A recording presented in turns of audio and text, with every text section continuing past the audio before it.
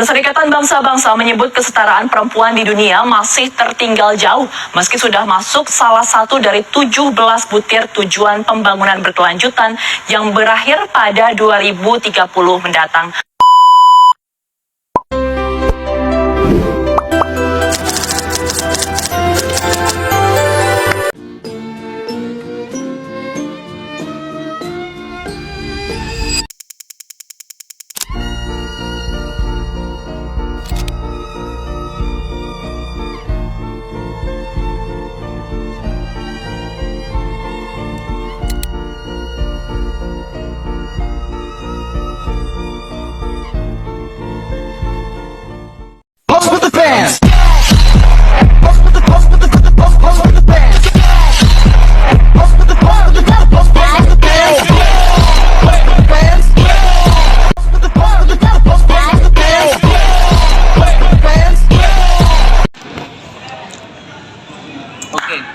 Menurut saya kesetaraan gender adalah pengakuan terhadap nilai atau hak yang sama, entah itu laki-laki atau perempuan.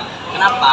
Karena terhadap gender tersebut, laki atau perempuan, mereka berhak memiliki kontribusi serta keberhasilan. Nah, selanjutnya mari kita lihat pendapat masyarakat tentang kesetaraan gender. Waalaikumsalam warahmatullahi wabarakatuh. Perkenalkan Ibu, kita dari Universitas 17 Agustus ingin mewawancarai. Perkenalkan saya Muhammad Maulana. Saya Novi Zahra Setiawan. Di sini kami mengangkat tema tentang kesetaraan gender. Kita akan memberikan beberapa pertanyaan, lalu nanti Bu Titis menjawab pertanyaan dari kami. Ya, baik. Yang pertama, menurut Bu Titis, kesetaraan gender itu seperti apa di era zaman modern seperti ini, di era Gen Z juga, supaya anak-anak Gen Z itu bisa kayak tidak adanya kesetaraan gender antara laki-laki maupun perempuan. Ya, oke. Terima kasih. Saya Bu Titis. Nah, di sini Bu Titis itu bidangnya adalah kesehatan atau perawatan tepatnya. Kalau kita bicara kesetaraan gender dulu itu kan ada dua jenis ya, kalau nggak laki-laki ya, perempuan. Ya, selanjutnya kalau disebut setara, berarti kan posisinya dia seimbang kalau menurut Bu Titis. Dari sisi kesehatan, keseimbangan itu atau samaan porsi dari laki dan perempuan itu tidak jauh berbeda. Artinya kalau di bidang keperawatan, laki-laki sakit didulukan tidak ada, perempuan sakit didulukan tidak ada. Yang ada berdasarkan kegawatan pertama. Jadi kalau dari sisi Bu Titis, kesetaraan gender adalah ya semua orang, baik laki-laki maupun perempuan, menerima porsi untuk pelayanan keperawatan atau kesehatan yang sama.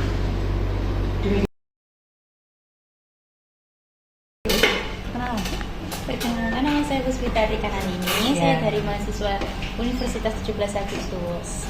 Ya. Perkenalkan, saya Gizalda Nalisa Tirana dari mahasiswa Unpad Surabaya. Oke.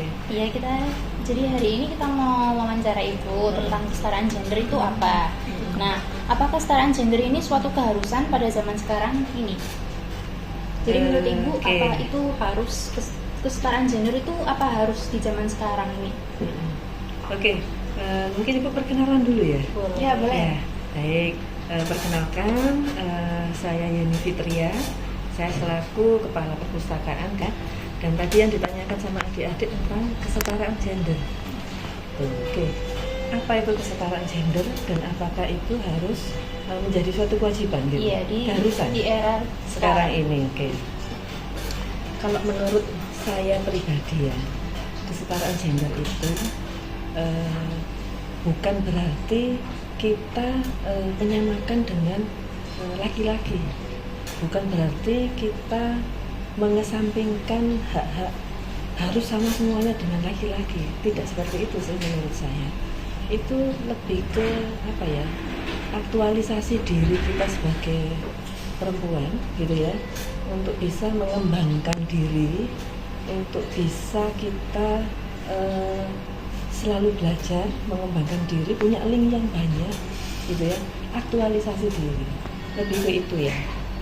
bukan berarti terus semuanya sama seperti laki-laki, semua pekerjaan apapun laki-laki kita bisa begitu, bukan gitu ya.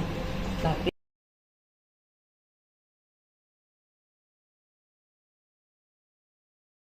Halo Kak Uca. Halo Jelita, Ya. ada apa nih? Saya maaf ya, mengganggu waktunya. Aman, Boleh aman. nggak? Saya kayak lagi bertanya. Oh ya, perkenalan dulu nih. Nama saya kan Jelita Bang, dari Prodi Psikologi. Sini aku menanya-nanya beberapa hal mengenai kesetaraan gender buat kakak ini. Oh, yang pertama, apa sih menurut kakak kenapa kesetaraan gender tuh di sekarang saat ini nih yang kita bakal bahas ini harus penting banget untuk kita bahas? Ya, kenapa kesetaraan gender itu penting banget dibahas? Karena kan di zaman masa sekarang ini kesetaraan gender masih belum setara lah, kalau boleh bilang. Seperti hak seorang wanita dan hak seorang laki-laki itu belum setara, seperti di pekerjaan, dalam rumah tangga, ataupun di dalam pendidikan. Terkadang laki-laki selalu selalu berkata kalau mereka lebihlah dari perempuan. Nah, betul.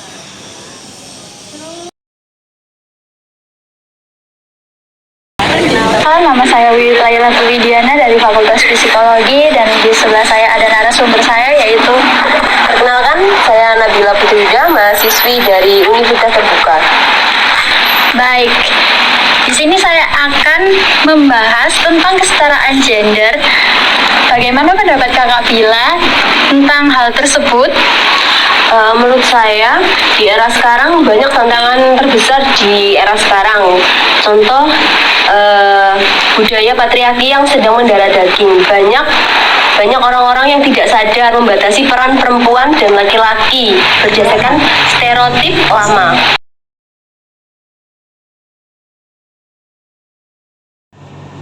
Assalamualaikum warahmatullahi wabarakatuh. Perkenalkan, itu kita dari Universitas 11 Agustus. Ya.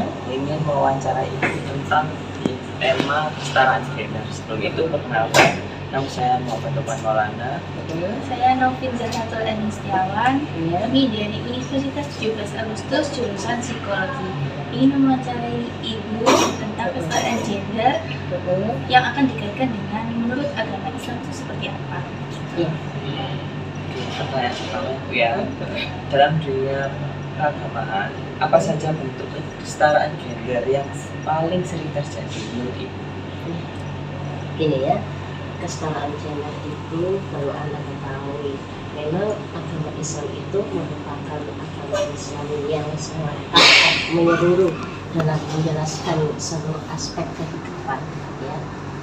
Apalagi dalam masalah kesetaraan gender, dalam hal masalah rumah tangga, ya. Kenapa?